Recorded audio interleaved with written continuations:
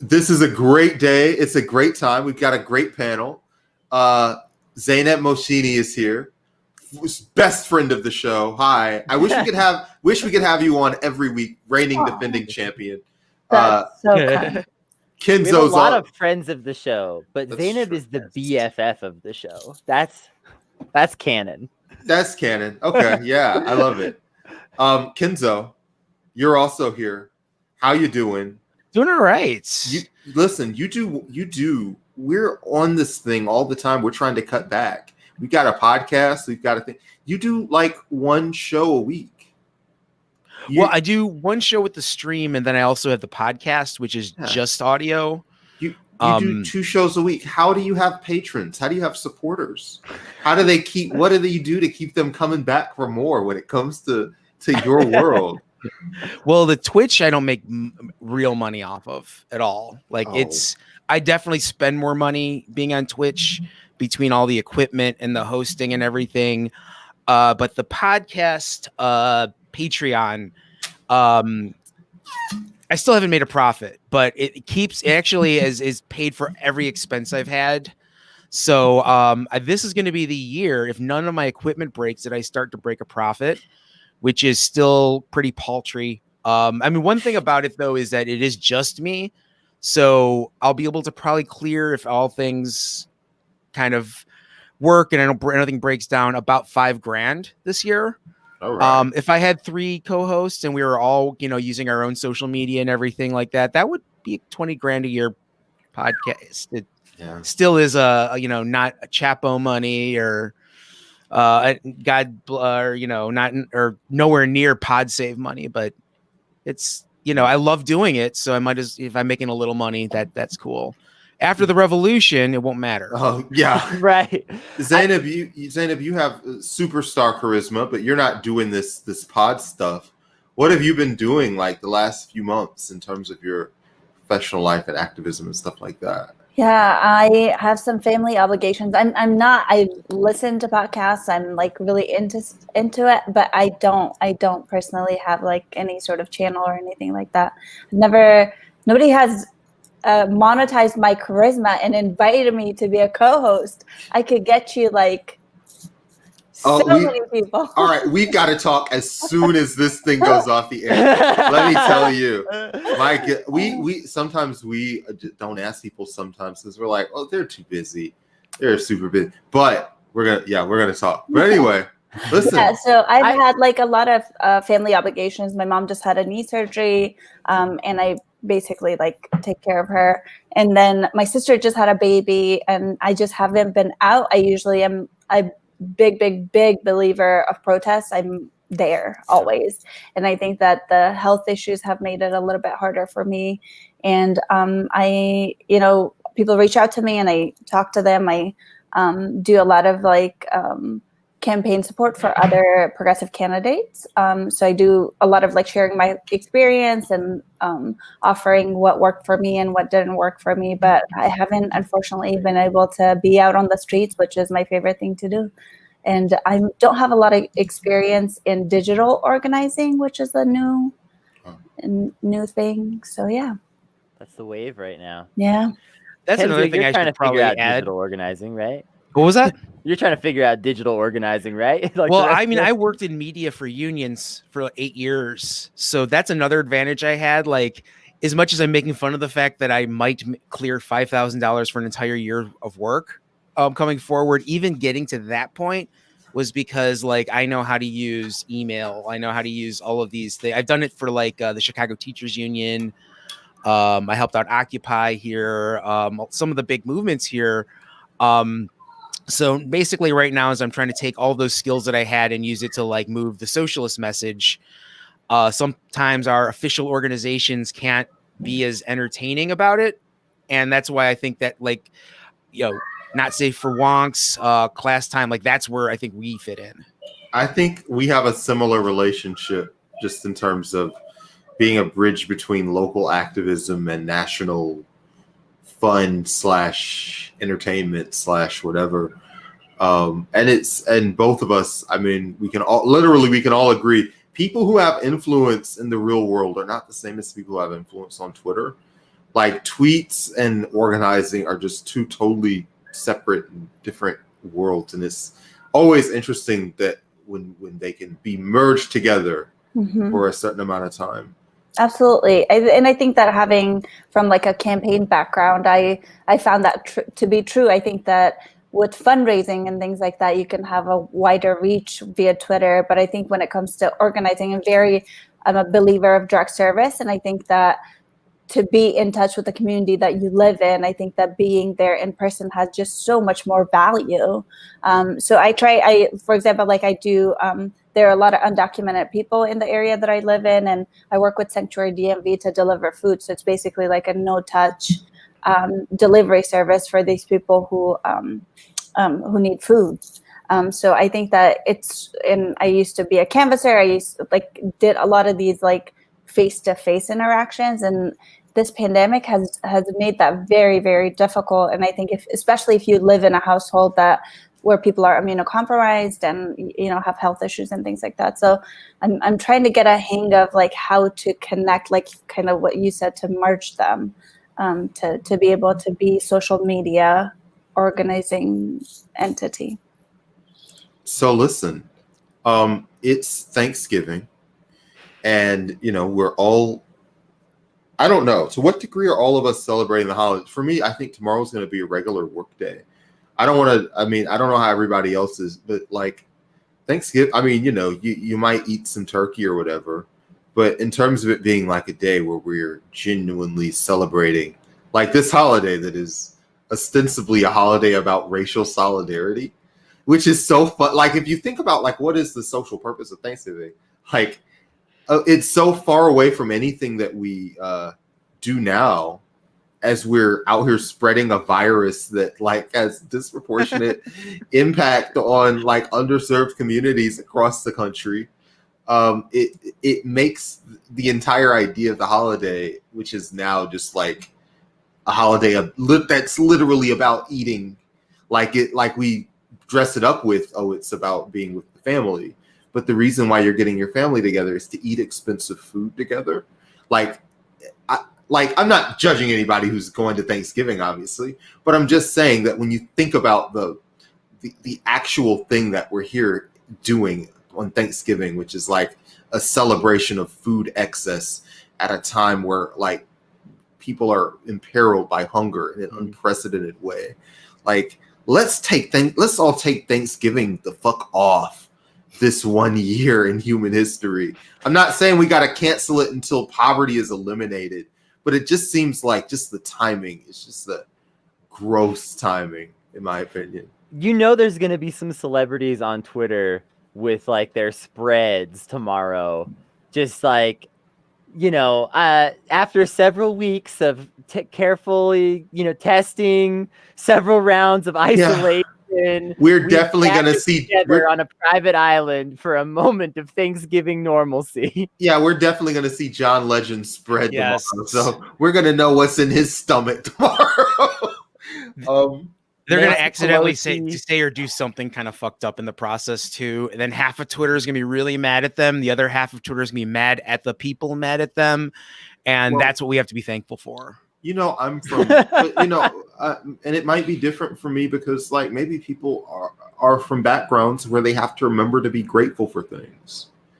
I know that sounds also just an absurd blazing take, but like maybe there are people culturally in the United States that need like their parents or their aunts to say, hey, remember to be thankful for all that you have. I'm a person that just has an extremely thankful personality. I'm surrounded by just great people who are on a great mission and we're doing great things. What are like, do you guys ever slow down related to the holiday or not? What are y'all thankful for? As corny of a question as that is. I think that I think I am going to encourage people not to gather. I think that cases are rising, and like you said, it's a lot of people who the communities that are impacted by COVID are people who are essential workers, people of color, are marginalized groups. And I think that the history of Thanksgiving in my lifetime of living in the U.S. has been it's so different for working class people because I've worked retail, and Thanksgiving is just a pre-event for Black Friday, and if you're a retail worker, you're working. And I think that it's what does it mean? It's so different depending on your socioeconomic level. And I remember I've barely been able to eat, and then have had to go to work at like 5 p.m., 4 p.m. to set up for Black Friday. And I think that, the reason why underserved communities are impacted by COVID so much is because they're essential workers. They're people who work at the grocery store, people who work, at doctor's office, all these like people who have to be there because we, as greedy capitalists, cannot contain ourselves.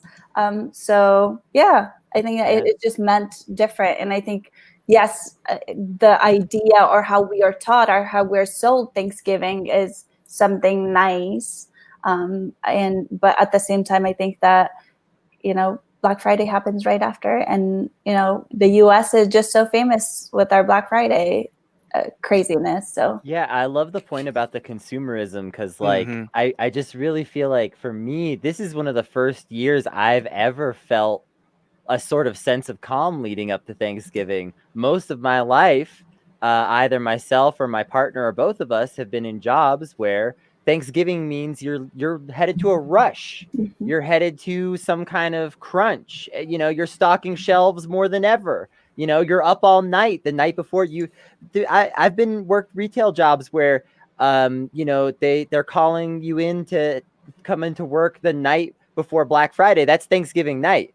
Like, so it's like, you can have dinner with your family, but you got to come to work after and stock shelves all night. Like that's their quote unquote compromise that makes it better or whatever. It's really interesting to even think about this as like a time to relax, because it's never been that for me, hardly ever. And this is like the first year where I'm working part-time from home, like a lot of people during COVID. My partner was lucky enough to get a much better job this year, just very recently, that she's been trying to get into this field for a long time. And she's going to be off the next 2 days. It's so weird. It's bizarre to me. I've never experienced this. It's always been Black Friday, whatever job. Yeah, for me, like, retail, when I worked retail before I got into teaching, Black Friday sucked. And then teaching was like a reprieve from having to work over the holiday weekend. Then when I was a union staffer for a while there, sometimes the bosses will fuck with you and make you negotiate contracts over holiday weekends, because for them, if they, screw us out of enough money, the workers, then it's all worth it for them. They can miss a family meal. If it means in the end, like the lawyers, for example, that get to charge, even more billable hours. That's something I really should have led with. Now I think about it, is the fact that like the management side lawyers, they love to push negotiations into these kind of holiday weekends, which it ruins a holiday weekend for workers, especially if they're on strike. But for them, they continue making money hand over fist. So that was one of the things that really kind of shocked me when I started working for the unions, was that there isn't like a gentle person's agreement that like we're going to like respect certain things. We're going to respect holidays and time with our family. We're just going to like fight. They're going to fight for capital as hard as they can. And, if we took a weekend, we're screwed. So it's another situation where the boss has all the power. That's not something to be thankful for. I really wanted you to break through your cynical shell to find Kenzo, I demand that you find something that you are positive about. Although I do appreciate your analysis. I am appreciative. Talking about that analysis, though, I'll just turn that around. Very thankful those unions existed, because if we didn't do that fighting over holiday weekends, they would have nothing. The way that teachers existed before the unions, and like you even see it now in private schools and in charter schools, they're working a lot over holidays and not getting paid for that time. So I'm extremely thankful for the labor movement, warts and all, because without it, I wouldn't have this holiday weekend. I wouldn't be streaming right now. because I would probably have to work right now. So that's something I am extremely thankful for my union and for the labor movement in general. All right, listen, we're going to take a break. We're going to come back and we're going to talk. We're going to take 60 seconds and we're all going to vibe for a bit. And when we come back, we're actually going to talk just about education. And we're going to talk about labor as it relates to teachers. And we're also just going to talk about the quality of education and student debt and some of these things that an incoming president can do, if convinced that it's a good thing to do. I don't know how we're going to do that. Maybe some ideas in 60 seconds. Listen, yeah, we'll be back. Hang tight, everybody.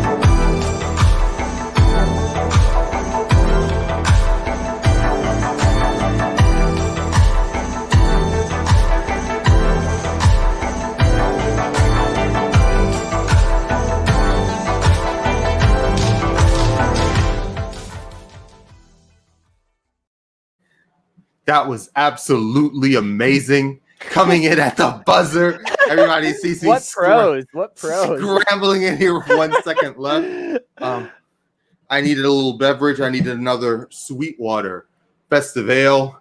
What a delicious beverage. The Sweetwater Brewing Company here in Atlanta, always holding it down. Let's talk about the things that are driving people to drink. Like this student loan debt thing. Do any of you guys have, what was your post-educational experience like? Did you guys have any financial experiences, or did that impact your life in any way? What a funny question. I think, yeah, absolutely. I think I've talked about this extensively, and how accruing student loan debt impacted not only the way my life trajectory has taken shape, but also my mental health. I developed depression because I had accrued so much student loan debt and with no job prospects when I graduated college. So, I see people who are like my age who are buying houses, and I think it's because that is impacted. Like, they don't have to worry about the student loan debt. I accrued $50,000. I graduated in 2015, and I'm still paying it off. And I think the cycle of poverty is just, student loan debt is another layer of that. It just continues the cycle of poverty, because I am paying so I have private loans and federal loans. So I pay about $250 on my federal loans, and then I pay $500 on my private loans. But then with my rent and my car and my other bills, I have to borrow. So I'm paying forward, and then I'm having to borrow to live my life. And I think that I see this whole argument of, oh, you should have gotten a degree in I had a degree in journalism, and you should have gotten a degree in STEM, like you should have become, like an engineer and things like that. And I think that what a crazy idea to think that the entire world could just become engineers, as if we don't need other people, like as if like our world, the only thing we ever need are engineers. And I think this promise of, especially for working class people and poor people, is that you work hard, you go to college, you get a degree, and that's your way out of poverty. But I think education is such a business, and people, CEOs and deans and presidents make hundreds of thousands of, probably like millions of dollars, ripping these students off and allowing for people, just selling education as this like your saving grace, and then not, and it's not. It brings on more stress, brings on it's just like sold in a certain way, but it's like a false promise. And I think that it impacts people's lives, including my own. And as you all know, like our student loan debt crisis is like a $1.7 trillion. And for us to like not have a program in place for a government to not give a shit, it's just insane to me. In the richest country in the world, where we spend easy $2 trillion on a war that nobody knows what the fuck they're doing, but then we have our own, our people living in this country having to deal with mental health issues, having to deal with, cycle of poverty, and not being able to get out of student loan debt is just beyond my comprehension. The idea of college the entire time, it was all like bullshit.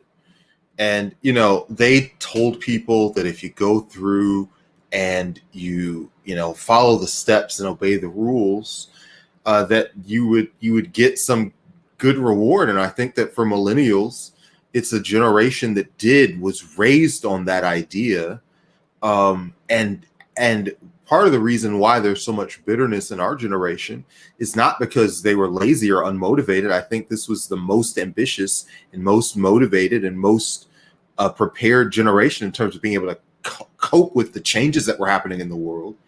The problem is that as soon as people started getting college educations, as soon as Black people started getting those 4-year bachelor's degrees, they just became worthless. And part of that is for racial issues, like for racial reasons, like when they saw that group was starting to come up, people started pulling up the ladders. But also a great deal of it is economic, because those opportunities, we're never going to beat out nepotism. Like, and that when we talk about like education reform, we're really talking about the overwhelming power that nepotism has in people's lives, so that you have to jump through all these hoops and get the diploma and go to the university and go through the social networking, so that maybe if you're extraordinarily qualified, you can like be equivalent and be considered for a job around like someone's nephew. And it's just terrible that it works that way, and it shouldn't. And unfortunately, so much of like the diploma system of education is literally about class markers and preserving class status than it is about, encouraging people to apply themselves. It's never been like that before. No. And I just want to say, like, I remember going through school, it's like you had these college recruiters coming through all the way back to middle school and then in high school, and they would show you these papers that are like, here's the kind of money that you'll make if you have a college degree or things like that. And it's all just, it's like such a fabrication. Yeah. It's just wild.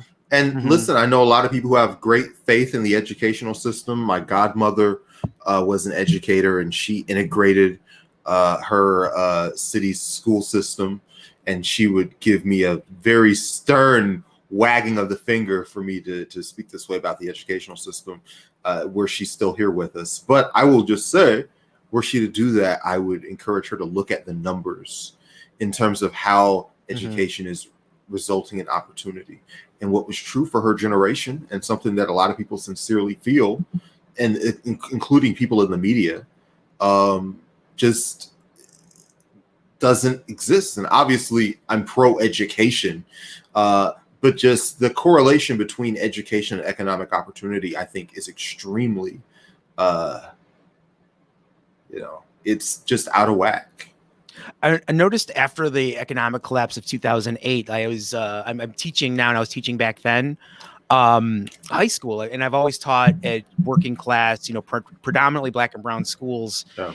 And, when I first started my career, there was always this push, got to get every kid into college, and the shtick, the spiel has to be, this is good debt that you're putting yourselves in. So like the better college you get into, it's fine, because all that's going to pay itself off.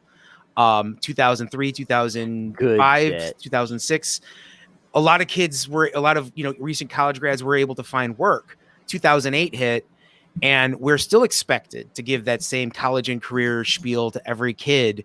And I'm talking to students about, on our advisory days, the days where we're connecting with the students and talking about the future. Some schools, you get a script with that. And what I would do is I would read the script, but then I would also tell them what the real shit is afterwards. And like what I was finding around that time was, you tell the kids, this is good debt, yada, yada, yada. And they'll be like, well, my cousin just graduated from University of Illinois and he's working at Burger King. Like, how are you supposed to use words and encouragement when the student sees in their life that people are getting very little out of that degree? And it's a sick thing that's I think selling it as good debt is what kept a lot of people just fighting for better tuition or lower tuition or free college, God forbid. Student loans were just, I know that like from the time I was 18 and ready to go to college, that just became known as a part of life. Like you're going to have to accrue debt. Everyone accrues debt. And then now we're finding is that's crushing the shit out of all of us. Marla Martinez on Twitter, Pearl Peach, she asked a question like, how is anyone able to afford kids these days?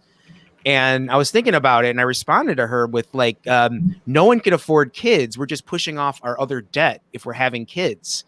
Like I have kids, but I also have student loan debt. We have medical debt. We have medical debt because of the kid. We have mortgage. Like no one's able to afford shit. It's just that we're extended so much credit now. I think the point about debt really speaks to something. Like I remember one of my teachers in high school literally said, we used to buy houses and accumulate debt that way. Now most of us get our debt in education, and isn't that better? And I was like, no, it's not better. A house is something you live in. Like if you own a house, like I can, if I'm starving to death and I own a house, I can put like a couple of chickens in the backyard and like plant some lettuce and try to survive. If I'm starving to death and I have a diploma, I'm starving to death. Like there's no, that piece of paper isn't going to help. And look, I can be the alternative point of view just because, like, if you are a Black person of my age, your parents' generation was very into the post-civil rights social covenant.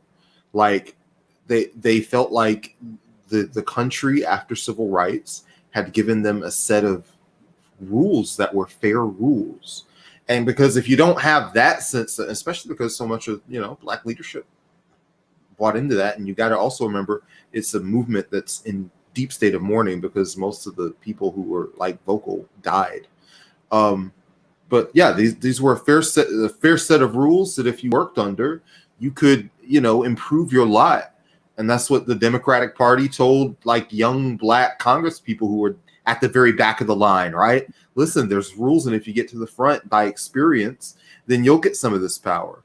And I've said this before. For some people, that buying into that system, like they got their part of the covenant. And, we can even go back to the New Deal to look at other generations that got their part of the covenant and were satisfied with it. So there's like lots of Black people who got those educational firsts and became comfortably middle class off the back of their degree. And so, of course, they're teaching that to their kids. I think that just exists across America, like across races. People like just didn't understand that the economic pressure that would come on those positions once they were like a reliable source of stability, that it would just become so skewed so quickly in terms of how expensive it is to do it. Like it's just financially crushing. Mm-hmm. Yeah, I think that also a lot of people don't recognize the cyclicality of it, if that's a word. Like, I think that people whose parents had college degrees and, grew up in those times where education was a lot cheaper, they're able to build off their degrees, build intergenerational wealth, and they're able to put their kids through college which allows them to, and then accumulate wealth, like buy a house and be able to get good jobs or not be able to be bound by this other debt that you accrue. And I think that for somebody like me, who's a first generation college student, and I think that you know, because there's millions of Americans who are first generation college students or have a college student debt because their parents didn't have the intergenerational wealth to put them through college and allow for them to not be able to not take out student loan debt, are able to continue with their lives, like buy houses, like are able to start families, are able to build credit and do everything that you need to do to continue as an adult in your life. And I think that it's just such a huge burden. And I think I cannot emphasize this enough, how much of your life decisions are impacted by it. For example, like I want to be able to like go abroad and get a job where I gain experience. I can't because I have to worry about my debt. And it's not like I can just take time off. Maybe I can take time off and put it on deferment for my government, for my federal loan, but I can't do that for my private student loan. So I think that it has this cyclical nature to it, where it, you know, impacts not just me, but for if I were to plan to have, you know, get married or have children, the impacts for the rest of my life. Like my federal loans are to be paid over a 10-year period. And I think that despite the fact that I make a huge chunk of payment on it, it's still, because it's so much, it still impacts my financial stability right now, which, you know, in turn, I have to take out more debt to be able to continue with just living, like food and medical bills and just, you know, like have a place to live, things like that. So I think that there's not enough recognition of how cyclical it can be and how it can impact our generations to come. And I think that, Brendan, I want to point to something that you said. A lot of people have faith in our education system. Yeah, maybe at some point, but I think that our education system, even at you know, like high school and like K through 12, is dependent on where you live. And I think if you come from a lower income background and your property taxes aren't that great, and if you're Black and brown, and then your education isn't shit. Like, yeah, and your parents will hate the place that they live and will scratch and claw to leave because the your school options are like you're studying out of textbooks that are like 15, 20 years old, right. And the teachers are clocked out and they don't care about what's happening in the class just because they're, you know, they've got to fight the kids practically to get, you know, the learning done, and they got to fight the kids' parents, right. And you know, and it just grinds people down to a nub to just being a teacher in, at least in my part of town when I was of that age. Just you had just crazy amounts of turnover. Right. I think that's also just teachers are overworked, underpaid. Like that's simple. Yeah. And you know, we're infamously like talk about how our teachers use their own money to buy school supplies, and I think that it's a failure of a system, failure of a government for our teachers to be so underpaid and to have to, despite the low salaries that they get, they have to spend their own money for school supplies. And I think that people are more concerned about, oh, you know, you can't teach racial equity in schools than they are about the quality of education that we're getting otherwise, and how our infrastructure is, and what type of like investment are we making in these children's lives. And I think that this whole thing about like, oh, it's not even like, it's not a cliche to say that you know, the generations to come is our leaders, and if only people who can be leaders are rich people, then like how are we making our world any different? How are we, like, what's the whole point of having a government in place if they're not doing anything to build a diverse group of leadership? And I think if we're not investing in our education system, then we're not investing in our futures at all. Well, and it's kind of a trap. Like, you're talking about the cyclical nature of it, and like, let's assume for a moment, we'll suspend our disbelief and assume that capitalism is worth something for a moment. All right. And assume that like participating in the system and like trying to sort of win in that system is good.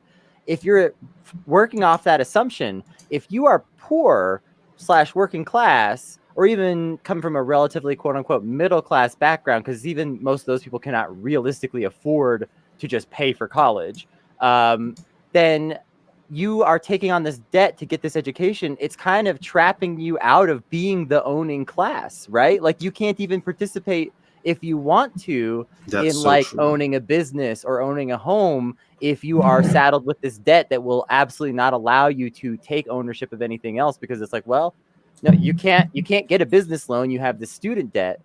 And so it's like there's a twistedness to the way it's like they want you to become an excellent trapped worker, very well educated, very good at doing stuff, and completely financially immobile. Can you, if you're watching this, throw us a thumbs up? Helps us with the Twitter algorithm and all that stuff. And of course, if you're watching this on Periscope, we love it if you hit retweet or hit follow. We're on so many different things. I don't want to go through all the, please follow us on Twitch, follow us on Twitter. But wherever you are, like just let people know that you like the show, because that's really good for us. Listen, all of this is very rad and very good, but it's very frustrating because it's just hard to get political consensus behind these things. It seems super obvious. We've got an incoming president that seems to just be completely uninterested in reforming our educational system to reflect the needs of teachers, and it kind of stinks. And I feel like we have that situation in a lot of places, just on a federal level and on a state level and a local level. We're asking elected officials to really think about what our teachers are going through right now. And I don't feel like we are being taken seriously enough by the political class, because we're months into this. Like, this all started in August, and it's Thanksgiving. We're halfway through the season, the school year, and COVID rates are spiking through the roof. Thanksgiving's only going to make things worse. People are just getting sick everywhere you look. And I think we need budgets that reflect the state of emergency that we're in nationwide. And we need legislative priorities that reflect the state of emergency that we're in nationwide. And I don't know what our mechanism is to make that happen. I mean, Kenzo, how do you feel about I know you've got your thing in Chicago. In fact, well, let's take a minute. We'll pause. We'll come back and we'll actually talk about what's going on in Chicago and your attempts to hold an elected official accountable. We'll just kick right off with that if everybody doesn't mind. We'll be right back, everybody.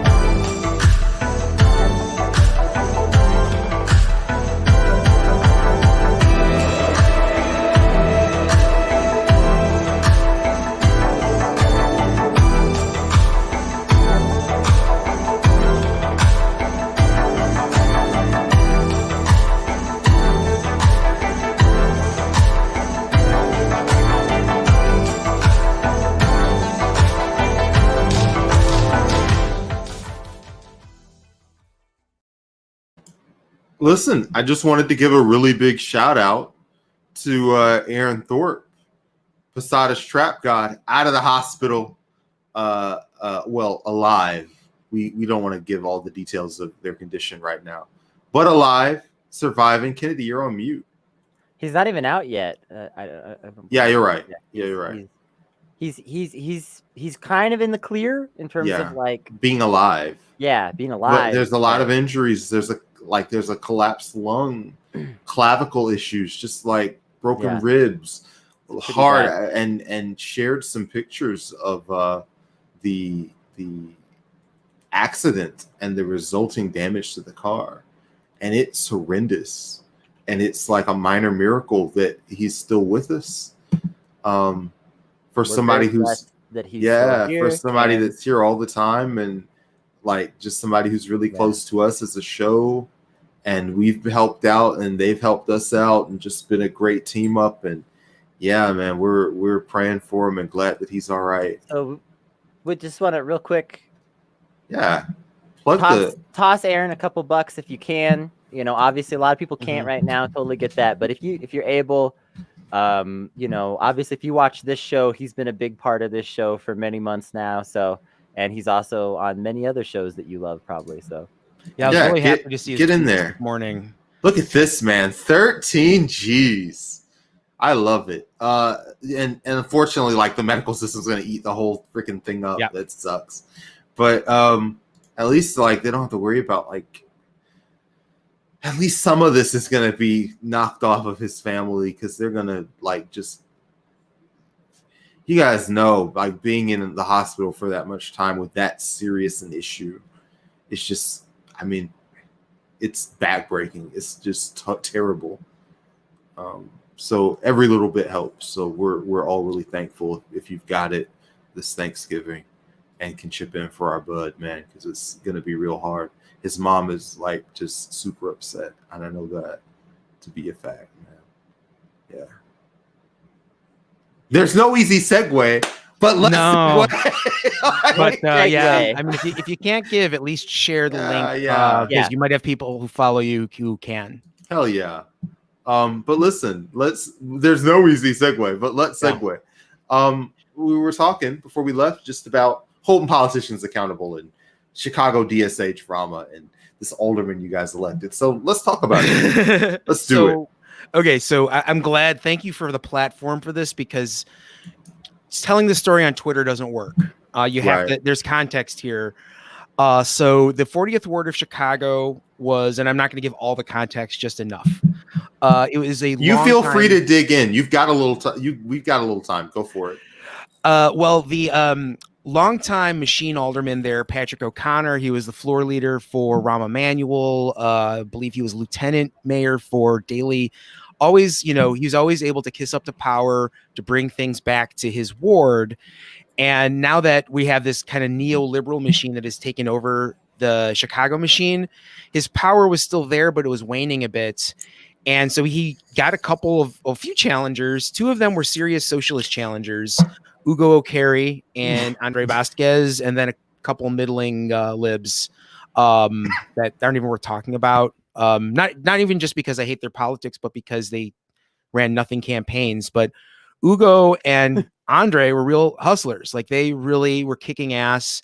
The difference between the two when we were coming down to who to endorse in Chicago DSA was that Andre joined like a week before announcing his candidacy. Ugo was a member for like a year or so at that point and had been extremely involved in the chapter, helped build the chapter, really. And everywhere he goes, he represented the chapter. Before we got the endorsement, his flyers, all of his collateral materials for the campaign were in DSA red with the black and white in it and fonts and everything like that. And like he said to DSA, I'm running on our platform, not even like your platform. I'm running on our platform. He made it very clear from the beginning that was DSA running in his ward. And we did. And Andre, on the other hand, had his own machine or his own operation going. He is a former backpack rapper. So he brings, to his credit, that brings a lot of energy to like what he does. Like he hustles. He'll run up to people and like have a backpack full of flyers and, sell them like mixtapes. And so like we had a couple serious contenders, but Andre did not really hold our values. And so we didn't endorse initially. And then we came back to another meeting and we ended up endorsing Ugo. Ugo lost in the first round of the elections, and we go to a runoff if no one gets 50% plus one. So Andre ended up in the runoff election against the machine guy. So at this point, we have a DSA member who's running for that position against a machine guy who will only make the mayor more powerful. Andre at that point was getting a lot of shit from not only the machine bosses, but also like the lib candidates were anti him as well. So at that point, it's like we saw a comrade who no one felt very comfortable around, trusting, but at the same time had nothing on paper, no reason not to trust him. So we decided in the second round to endorse him.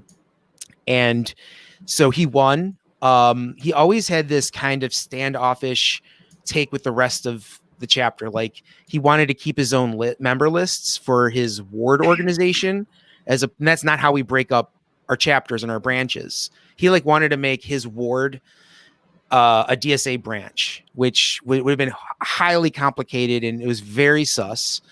So we just held the line and didn't let him do that.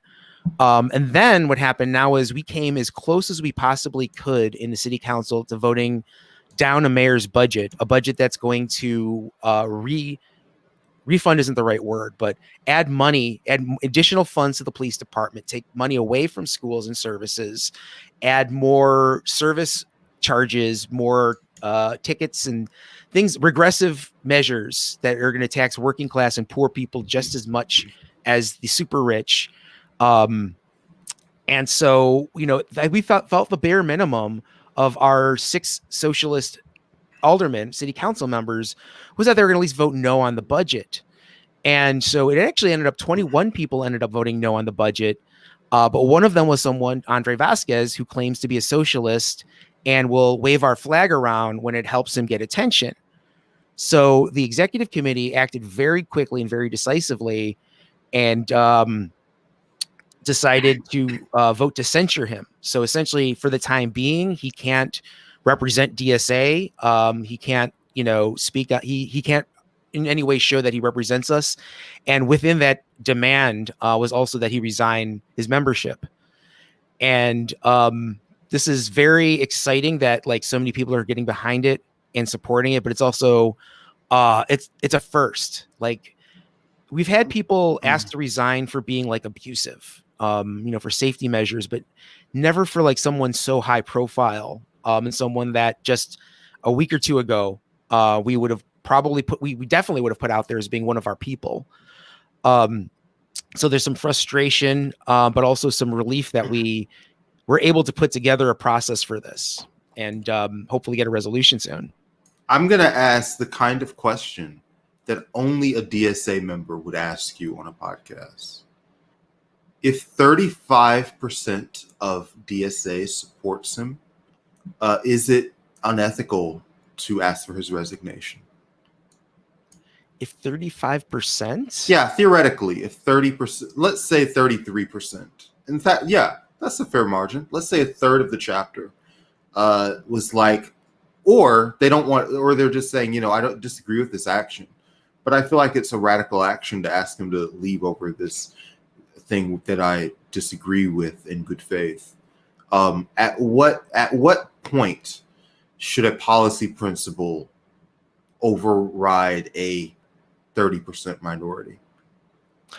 Well, the way I look at it is the process that we do have in place, like the fact that we are able to empower our executive committee to make a decision like that kind of on the fly is good. Our executive committee it's more than 50 people now. So it's highly representative of like all the different not like, so we have like people who are elected directly as officers, and you then have we a also 50-person executive committee. Yes, we have almost 3,000 members now in Chicago.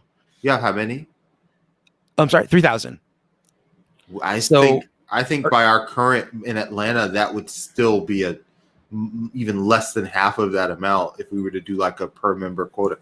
Before you even give the rest of this example, 50 people are on the executive committee at Chicago DSA. That's amazing. Explain that to us. So there's officers, then that's a smaller group, but then like each branch has a certain amount of representatives based upon their size. So this is a way that, like, for example, the South Side and the West Side get representation because the bulk of our membership is on the North Side. If we just did at large, then those folks wouldn't really get representation on citywide initiatives. That's a good. Okay, yeah, that makes sense. And then like our labor branch, our labor committee became a labor branch. So anyone who's either a union staffer or a union member, or just I forget what the threshold is, but if you're highly just involved in that committee, you get to be a member of the branch, and that branch makes its own decisions too, and also has one seat on the executive Okay. committee. One last weird internal DSA question. Mhm. Are there identity-based branches? Is there an LGBT branch? No branches, but there are groups. We have an AfroSoc group that's really active in Chicago. There's a queer working group. There's the socialist feminist working group. So they act more as working groups than branches. That's interesting. Okay, let's leave all that behind. Okay. And all that's very interesting, but no one cares. What are you guys going to run a primary against this guy Andre? If I had to put money on it, yes. If I had to, we don't have primaries here. They're our municipal elections are nonpartisan. So that's also another thing that's very unique that I think people need to remember too when we're looking at Chicago's success in municipal elections, is that I think is a big advantage of ours. Like, you don't have to declare yourself a Democrat to win. It helps if you have the Democratic's ward organization behind you, but in some wards we found that people are just so disillusioned with the old guard that was actually a hindrance in a way. So you're able, if you have like some community support, you can push an incumbent into the runoff, and then you just have to hustle like hell to win.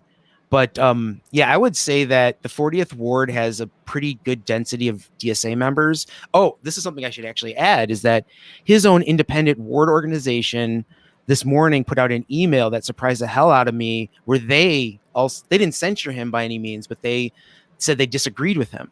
Like, so the board of people that got him elected, like his inner circle, must have taken a vote saying we're going to issue a statement against this. What's his district like? Is there like a material reason why he's like finding flexibility on the budget? Is it a more conservative district than you guys normally are in? What's happening? It's a North Side district. It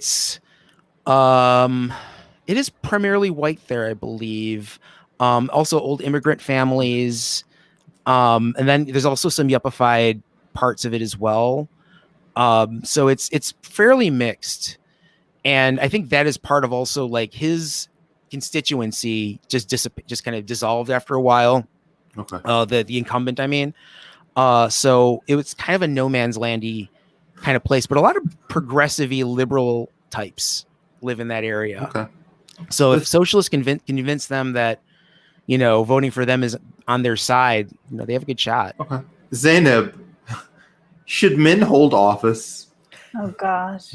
I don't know. I think that's like such a complex question. I mean, like my instant reaction is no. They have like fucked up everything. They shouldn't.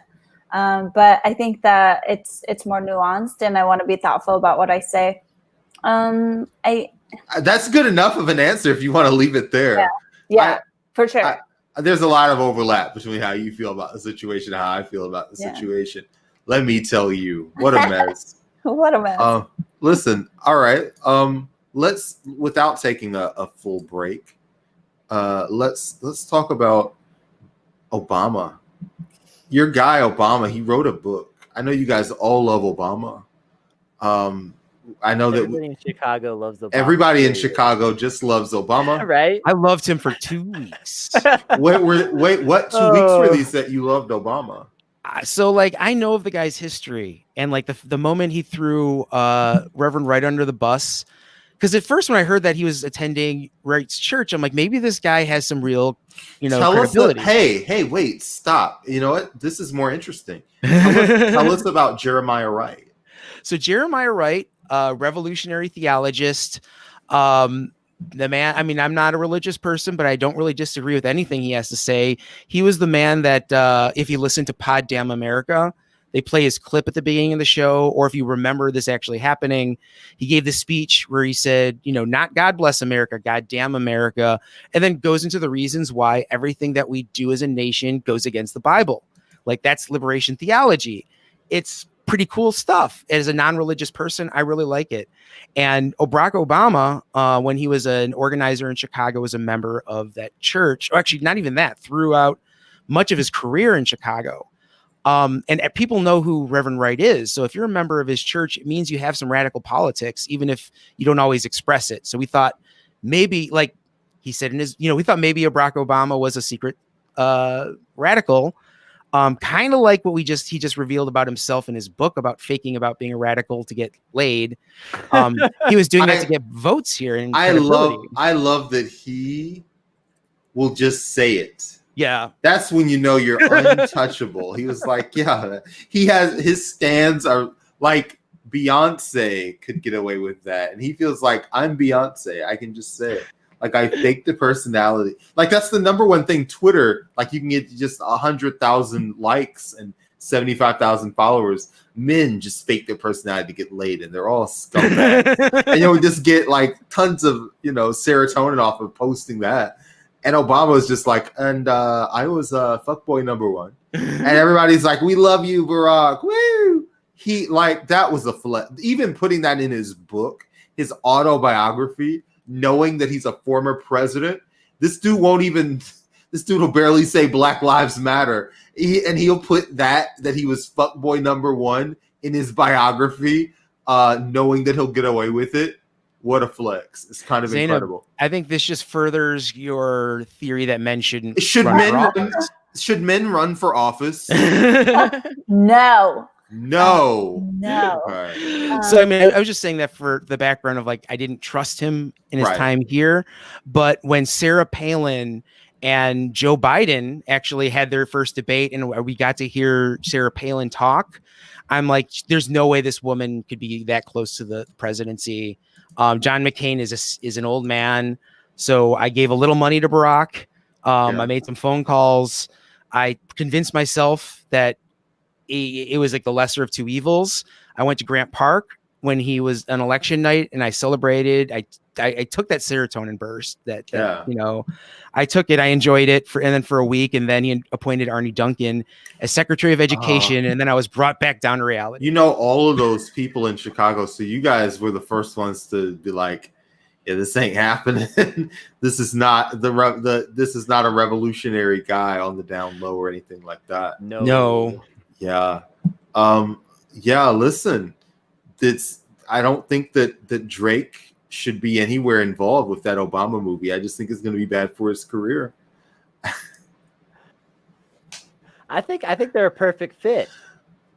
I think Drake should absolutely. I mean, it's like, we need. Obama just admitted that he was fuckboy number one. True. So who plays fuckboy number one? That's true. Movie? That's Drake. Rihanna can play Michelle. It'll be a great movie. We'll love it. Why are you saying these horrible things? People will watch it. We'll make a lot of money. Let me tell you. All right. Kenzo, Zainab, thank you both so much for joining us today for Not Safe for Wonks. This pre-Thanksgiving, whatever this was, it wasn't really a special. It was just a thing. It was fun. Yeah. It was special in my heart. I love that. Listen, it's great to have you, Zainab, especially because you had to sit through all this stuff about Obama. I was literally going to ask you. In fact, I demand that you get your time here. What was your relationship with the Obama administration? You as a person that's literally from Afghanistan and has family from Afghanistan, I'd love to hear your relationship with the Obama administration. You were happy that he could pronounce it correctly, and then downhill from there, I assume. Yeah, I think that. Yeah, I mean the bombing kind of sucked, but Go ahead. Yeah. No. I think that I mean he bombed my people. So, and I mean. Okay, I think that I also want to be thoughtful and nuanced about his presidency. You shouldn't have to be. Yeah, but I want to be. And I think that too many of us, not us here, but like I think too many people get on Twitter and get on these platforms and say things. And I think that I want to be more responsible because I do think that words carry weight, and especially when you have a platform. And I think that there are nuance. I think that, yes, he had, as far as we know on the surface, or maybe he didn't believe it. I haven't read the book and I don't know much about the book, but that he did have radical ideologies. And I think that once you get into this political world and how everything works, is more nuanced. And I think that, yes, he deported a lot of immigrants, and immigration is something that's so personal to me because I'm a refugee, because I'm an immigrant. I think that he bombed just like everybody else throughout history. Every other president has tried to expand American imperialism across the globe. And I think that how much power him as an individual had versus what the system is set up to do. I think that those are nuanced things that I definitely want to be thoughtful of. But yes, I am cognizant of the horrible things that he has done to Black and brown people, and including, bombing people. So I think that was an incredibly moderate statement and very well considered. No, but like a very reasonable thing to say that I think reflects what I think we'd want all of us to think and feel when we're thinking of anyone else that's a human being. So I'm very grateful to have your perspective on the show. Thank you for having me. Yeah, and come back more. We should ask you more often. We just always assume that you're busy, but we'll just bug you more. We've all got to get in the habit of bugging each other more and being good at that kind of stuff. Yeah. So okay. Thank you for watching. It's been wait, hold on, Kenzo. Yes. What you got going on that you want to plug? Oh, yeah. So tonight at 7 p.m. I'll be at Prime K's Twitch channel. That's twitch.tv/Prime K's. That's CAYES at the end. He's doing an all Asian American and all Asian panel. Tonight, it's the first one he's doing, so I have no idea what it's going to look like, but I'm excited about it. And then immediately at 8 p.m., we're doing our local DSA chapter is doing a Comrades Giving. So it's basically a couple of hours where we'll be streaming, making cocktails and mocktails, talking about why this holiday is bullshit, and just basically being there for each other because, the holidays can be rough for a lot of people. People are going to be separated from their families. And we can't have like a night out at the bar with comrades. So this will be kind of the equivalent of that, hopefully. So that's going to be on my channel on Twitch, twitch.tv/Class Time. That'll be produced by Dan Simpson, who produces the Pardon the Ignorance stream that we do every Sunday. Love Dan Simpson doing a lot of high value labor for the community at kind of a reduced price. So we're very happy to have him around. Zainab, how are you doing? Do you have anything that's going on in your activism or personal world that you want to tell people about or promote or anything like that? No, just one thing that I wanted to say, I'm grateful that I'm alive. I think a lot of people have been impacted by this pandemic, and I hope that everybody is staying safe. I'm working on a couple projects, but I'm not quite ready to plug them in yet. But thank you for having me. Thank you for doing what you do, and it's nice to meet you, Kenzo. Yeah, nice to meet you, Zainab. Yeah. And thank you, everybody, so much for watching. As always, we are Not Safe for Wonks at NSF Wonks on Twitter, patreon.com/notsafe if you want to contribute. We are 100% independent media funded by viewers like you. Thank you. And we'll see you next time. Bye-bye. Bye-bye.